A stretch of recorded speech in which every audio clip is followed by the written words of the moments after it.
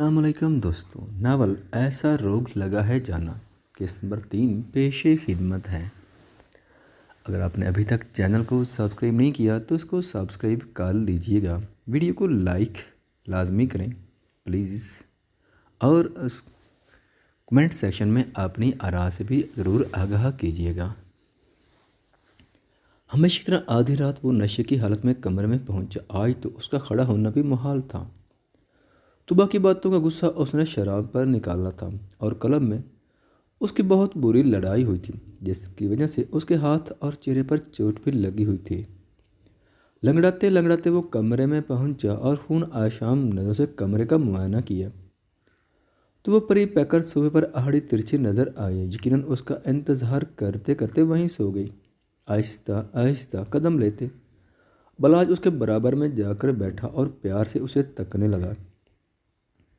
اتنی معصوم نہیں ہو نا، اٹکتے اٹکتے اس کے چہرے پر انگلیاں پھیرتے آہستہ آواز میں پوچھا، گو کہ اس کی نیند نہ خراب ہو، پر وہ تو ویسے کچی نیند میں تھی جو اس کی آہٹ پہچان لیتی تھی۔ اس کی موجودگی کیسے نہ پہچان پاتی؟ بس آنکھیں بند کیے اس کے ہاتھوں کا نرم گرم لمس محسوس کر رہی تھی، پر جب کچھ گیلا سا محسوس ہوا تو اس نے فوراً آنکھیں کھولی۔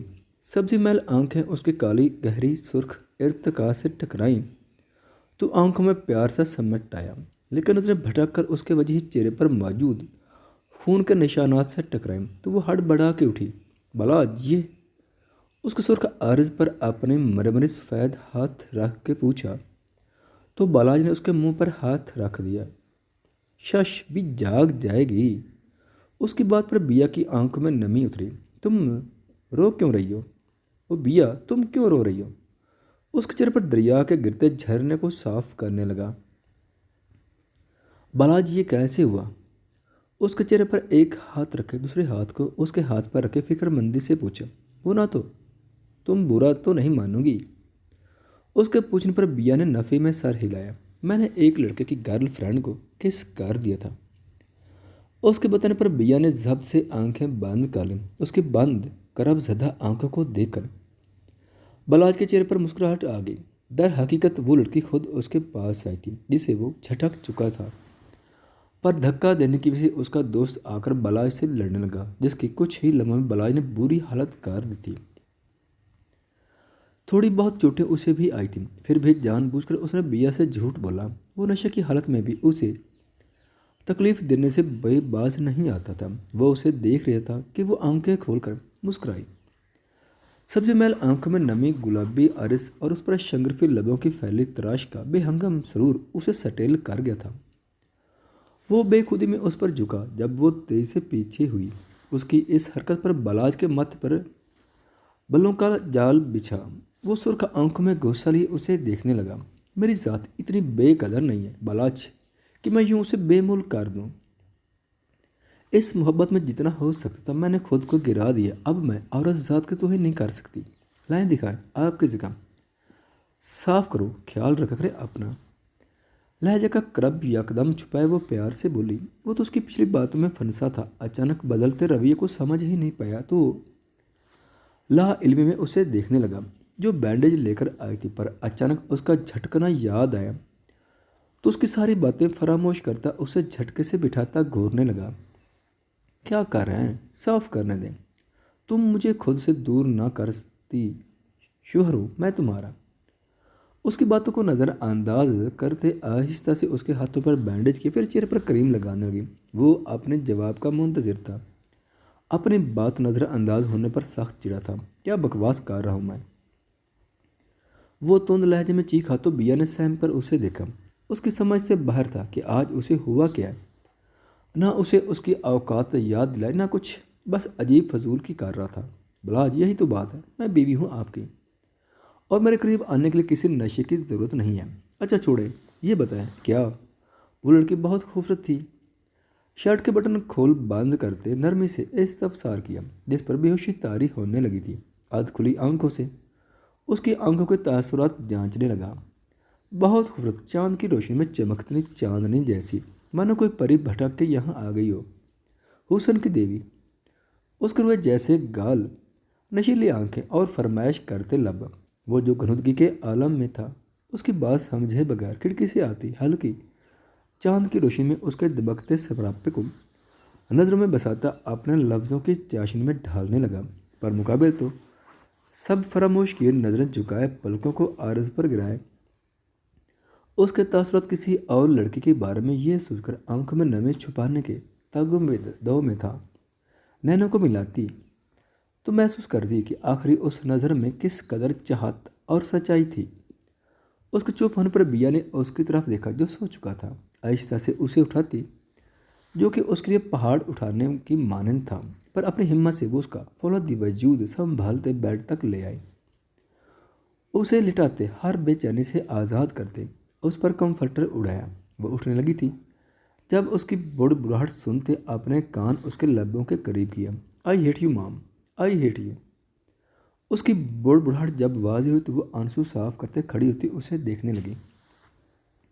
آئی ہیٹ یو پھوپھو، آئی ہیٹ یو، سرگوشی میں کہتے آہستہ سے اس کے برابر میں لیٹتے بالاج کے گرد ہاتھوں کا حصار بنایا اور آنکھیں موند گئی، اور دماغ کی تھکان کے باعث جلد ہی نیند کی دیوی مہربان ہو گئی تھی۔ آج وہ گھر آیا تو نظریں بھٹکتی اسی کو ڈھونڈ رہی تھی جو اسے لنچ ٹیبل تک نظر نہ آئی، تو بے چینی میں نظروں کا زاویہ بدلنے لگا۔ حیدر اس کی حالت بخوبی نوٹ کر رہا تھا، کرتا بھی کیوں نہ، بیسٹ فرینڈ رہ چکا تھا اس کا، پر وقت اور حالت کبھی بھی اپنوں کو آپ سے چھین لیتے ہیں۔ یہ وہ رشتہ تھا جس کے چھن جانے کا حیدر کو ہم وقت ہوتا تھا، جو اس کی لاپرواہی کی وجہ سے تھا۔ بیا کہاں ہے عشا؟ جانتا تھا وہ یہ شخص مرتے مر جائے گا، پر اپنی انا مار کر کبھی سوال نہیں پوچھے گا۔ اس لیے اپنے دوست کی مشکل خود ہی آسان کر دی۔ وہ نہ آج حاضر بھائی کے گھر گئی، ان کی بہت یاد آ رہی تھی۔ حاضر میں بھی جاؤں؟ اس کا جواب دیتے عشا نے فوراً سے اپنے مطلب کی بات کی اور معصوم سا چہرہ بنا، ہرگز نہیں، وہ کتنے وقت بعد گئی ہے، تمہیں پرسوں ہی لے کر گیا تھا، چپ سے کھانا کھاؤ۔ حیدر کی بات پر وہ منہ فلاتی کھانے میں جھک گئی۔